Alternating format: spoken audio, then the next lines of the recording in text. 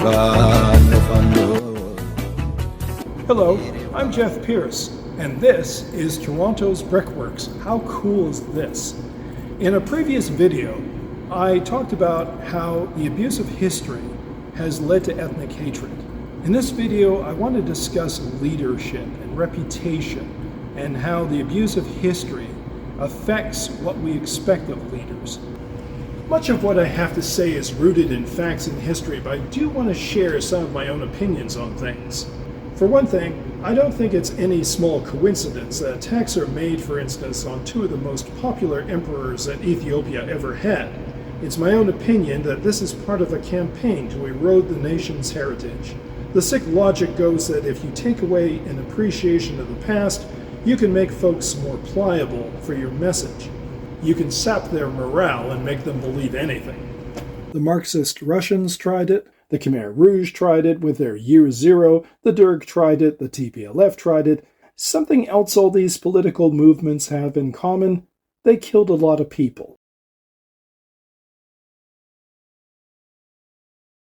But then sometimes you just have hateful bigots who are granted a platform because they once worked for the UN decades ago. There is almost nothing to learn from Ethiopian history, except that these are horrible people who have done horrible things to each other, and they have allowed themselves to be ruled by generation after generation of horrible rulers.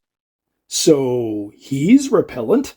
And what makes this hateful comment so farcically stupid, beyond the obvious, is that he doesn't even know Ethiopia's history was tied in with India's for centuries. Part of the Muslim side of the Ethiopian Adel War is recounted in the Futa el-Habasha, which one Indian writer quoted for a history of Gujarat in 1605. Ethiopia had an active trade with India for ages, and Ethiopian slaves were not only shipped off to a hungry market in the Middle East, but also to, three guesses, India. Some of you may have heard of Menelik II, who went from being a slave to a mercenary to a powerful general in the 1600s. And he wasn't the only Ethiopian brought over who rose to positions of power. So, a horrible people? Well, they helped create Indian history. And remember this pompous ass? So to those angry and defrauded citizens of what is still today the Federal Republic of Ethiopia, including those who dreamed of becoming subjects of a revived great Ethiopian empire, face your day of reckoning. Oh, God, my ears are bleeding. Sorry about that. But you see the point. There's a theme here. Now, I don't know anyone in the diaspora, or in the homeland for that matter, who dreams of this or is championing this. The only point there can be to this kind of cartoon slander is to denigrate Ethiopian history as a whole. The reason why we focus so much on rulers in Ethiopia is the same as why there's so much attention on the czars in Russia, or say the rulers of ancient Persia. Nobody wrote much about the little people, the ordinary citizens, for ages. But that doesn't mean Ethiopia was this constant nightmare of despotism.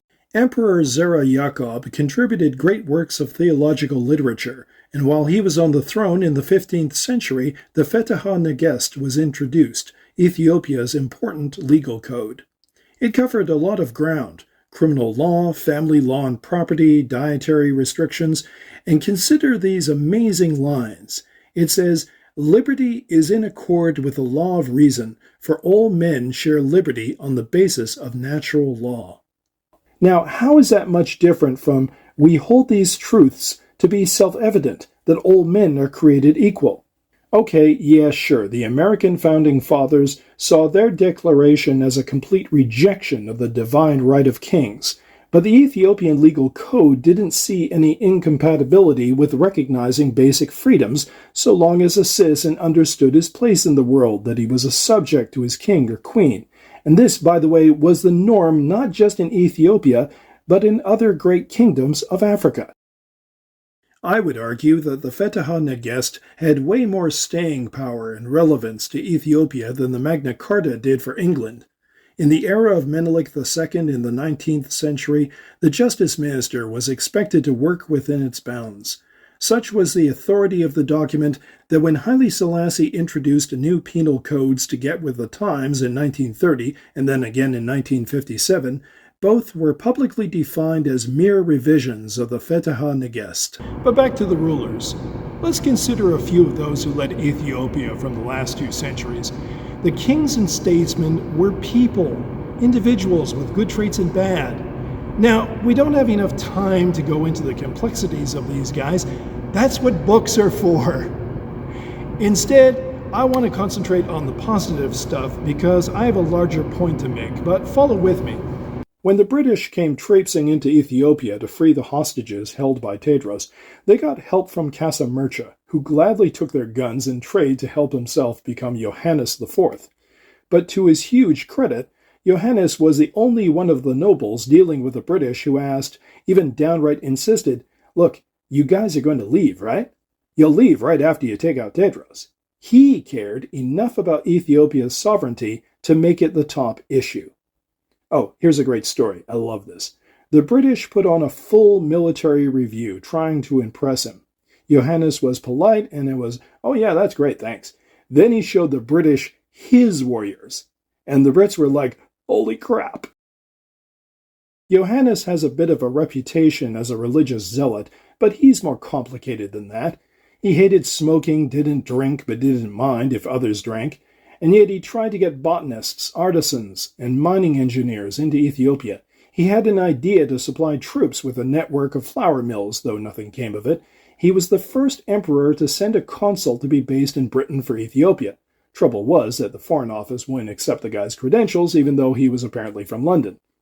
When the British made trouble and tried to pressure him into accepting the Italians gobbling up territory in the north, Yohannes wrote to Queen Victoria, "By making me appear the offender when I am not, are you implying that I should give them the land which Jesus Christ gave to me?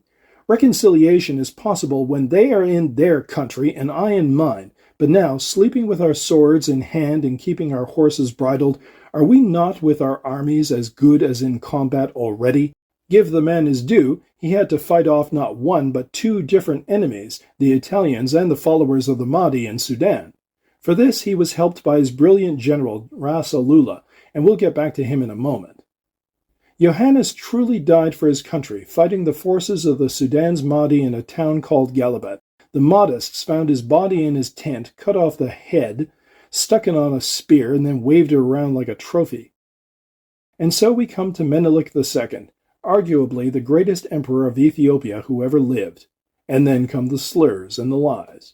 These mostly have to do with Menelik's southern campaigns, and of course there was nightmarish violence, and people got slaughtered and houses got burned, but this is how empires around the world got built.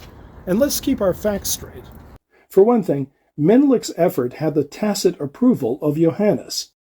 The goal was to retake the lands that once belonged to Ethiopia before its war with the Adal Sultanate in the Middle Ages.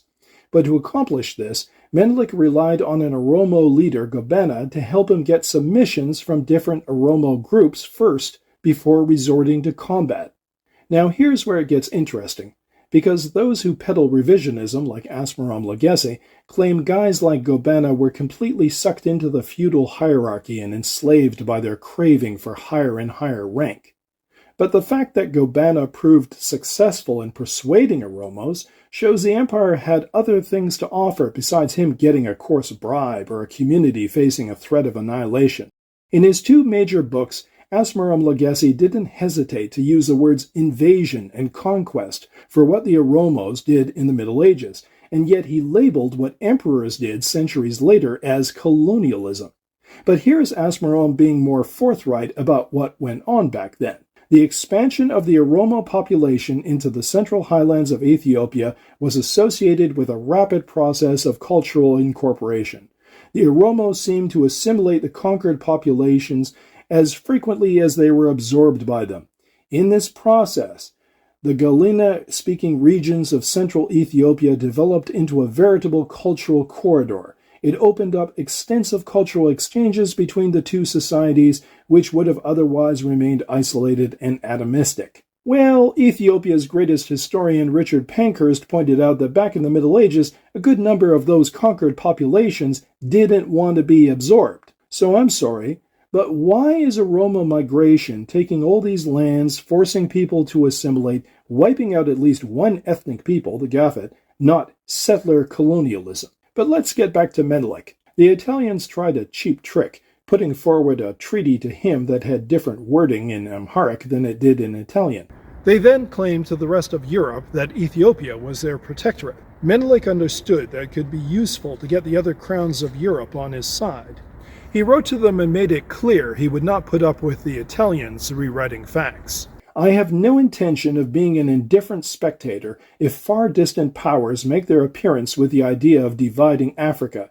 Ethiopia, having been for 14 centuries an island of Christians amongst a sea of pagans.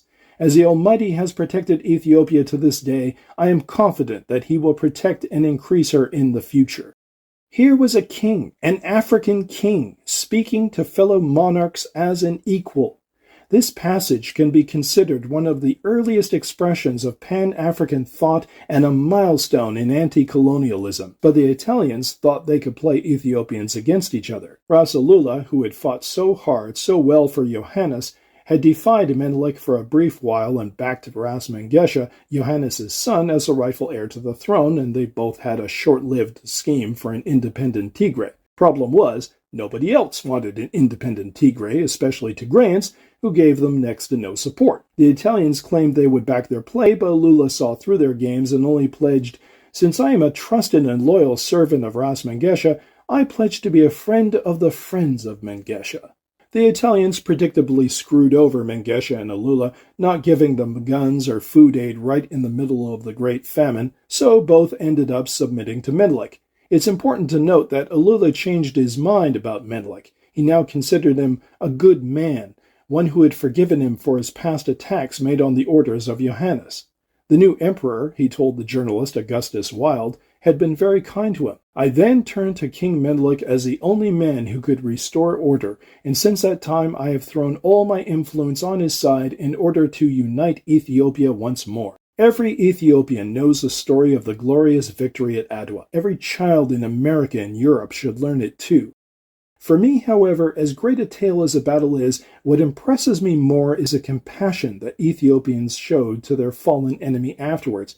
Menelik had clothes and medical care issued to the Italians. In fact, the Ethiopians were shocked when they learned that the Russian medical teams refused to treat Italian wounded. In the wake of the victory at Adwa, Europeans fell all over themselves trying to suck up to this African emperor, but Menelik knew how to use them and ushered in a new modern era. Addis Ababa got a modern hospital and its first newspaper.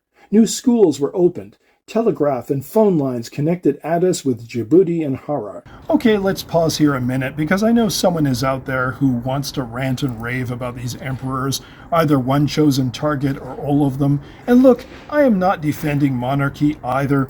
Pretty soon, I gotta put up with this ugly, useless guy on my money. No thank you. As I said before, these rulers were complex human beings. Yohannes had a quarrel with Tekle Haimanot, so he took it out on the people of Gojum. We could talk about Menelik's ruthless campaign against the Waleta. Lijiyasu was a party boy who drank and treated women like they existed for his personal entertainment. But here's the thing. All of these men, within their narrow conception of ruling, were fiercely loyal to Ethiopia. Yohannes died for it.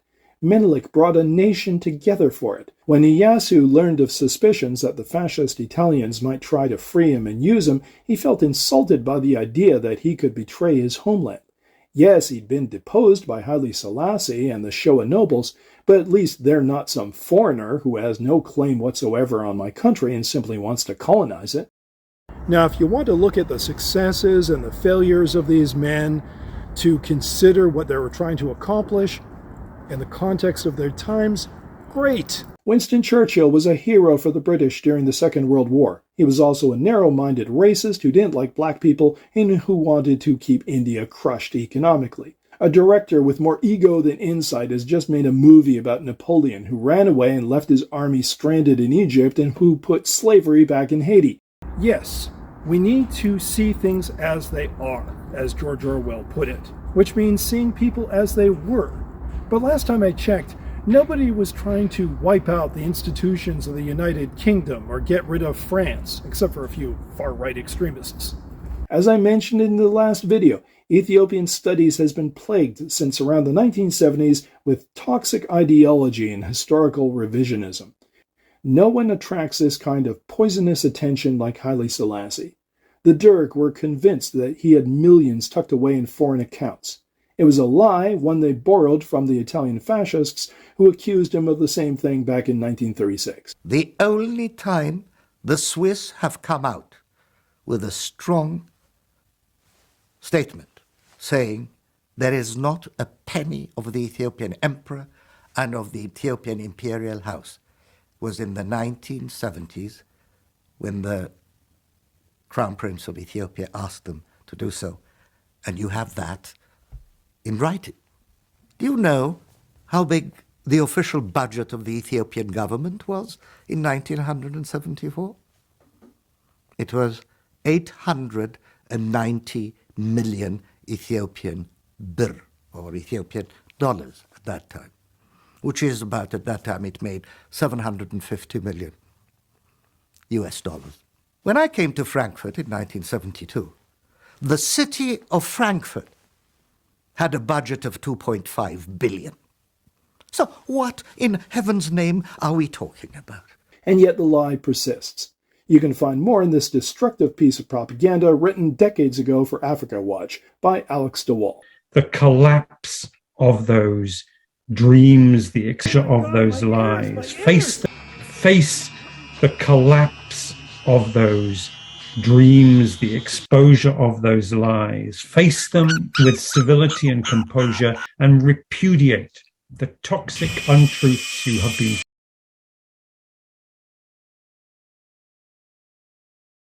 In this book, de Waal repeats the drivel of an academic named Paul Baxter, who sided with the Oromo Liberation Army. The Italian conquest of 1935 came as a liberation from Amhara rule for many inhabitants in the southeast. 1. There was no conquest in 1935. 2. There couldn't be a conquest in 1935 because what the world considered the end of the war didn't happen until May 1936. 3. There was no end in 1936 because patriots were fighting in the mountains above Addis Ababa right from the day the Italians took the city. And 4, most importantly, gee, they were liberated, eh? Tell me, did they feel that before or after the Italians bombed the crap out of Harar? Did they feel liberated when Graziani plowed through the Ogaden, killing anything that moved? But de Waal isn't finished. The report claims, in 1974, Haile Selassie became notorious for his attempts to conceal the existence of the famine of 1972-73 in Wallo. It wasn't true, but reporters and writers who are lazy still recycle this. Here is how reporter Jonathan Dimbleby exposed the figures who were really responsible in a follow-up report he made after his shocking first program about the famine. The ministries represented here must take much of the blame for the deaths from starvation last year. Ministers like Menelik II did nothing for too long. When they finally sought help, they asked too quietly for too little, and it was too late. They had been warned.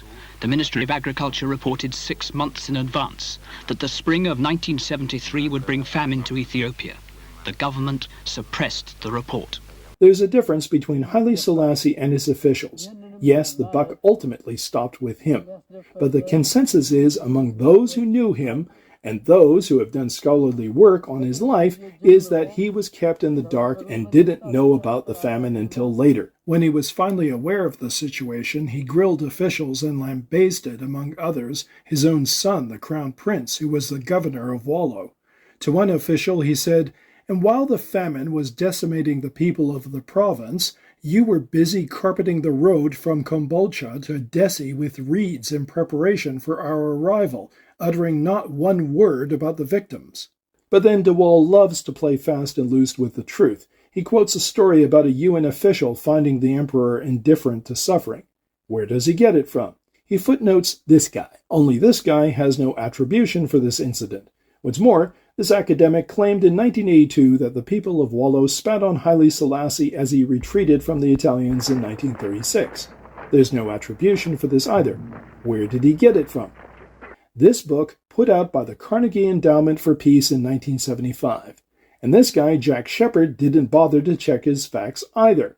He wrote, "On May 2nd, 1936, during the Italian War, as Haile Selassie retreated from Addis Ababa, the peasants of Wallo and the Danakil attacked and spat upon him. The emperor was not one to forget such things."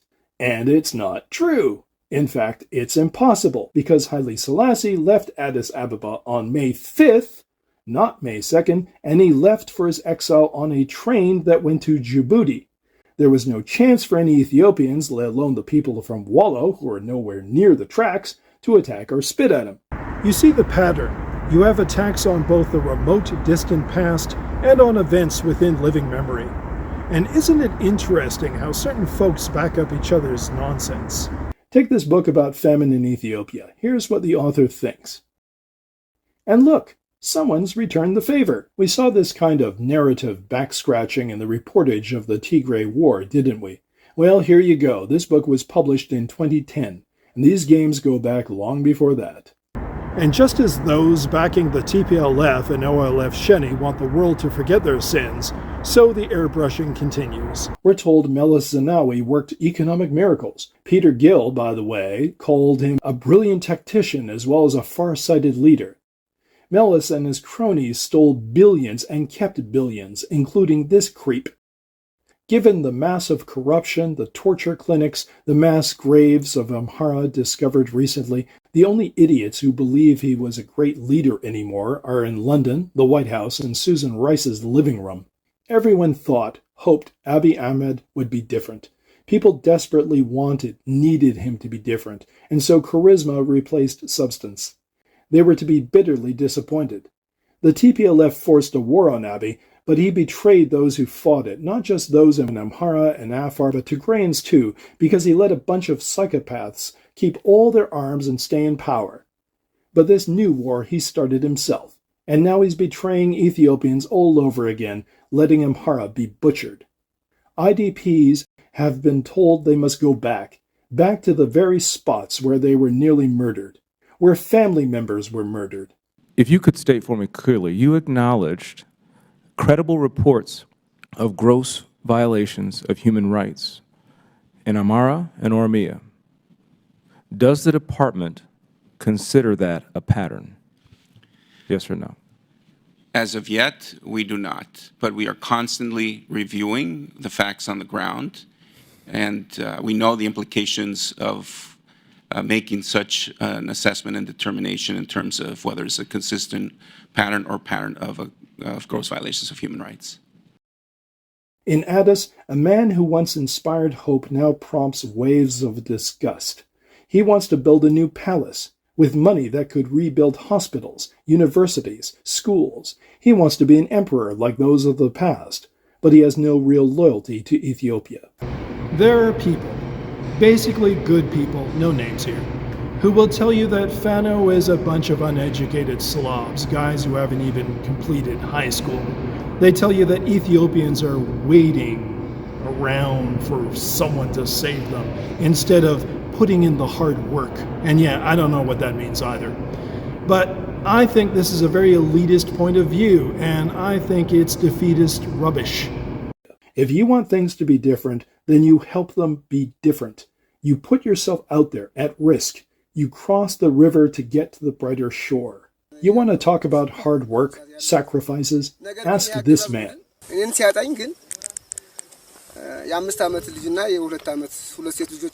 እንግዲህ ይታያችሁ የ2 ዓመት ልጅና የ5 ዓመት ልጅ ናቸው ሴት ናቸው ህፃናት በዛ ሰዓት ወረወሩ እሷን መከላከያ ወስቤት እንዳለው አላው And Abiy's forces don't get it. When you take away everything from a certain kind of man or woman, there is nothing more to fear. You have done a true warrior a favor. You've lit a stubborn fire of purpose. You've melted down the essence of a person to why they fight, their mission, and their will. They no longer fight just to survive, to hold their ground. They will now fight through you to get to something better. If it were just about getting a stupid truce like Pretoria, what is to stop this from happening all over again 5 years from now? What will make things different from following a populist like Abiy again or wishing for the old days under Haile Selassie? There must be something more, and there is. The spirit of Fano in the countryside and in the towns is evolving into a social revolution.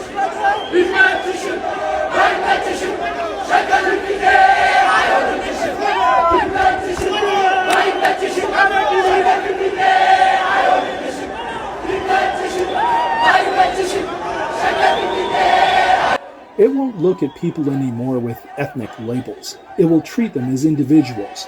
It will give them protection under a new constitution. It will know that putting Ethiopians first while respecting your neighbors are not opposite goals.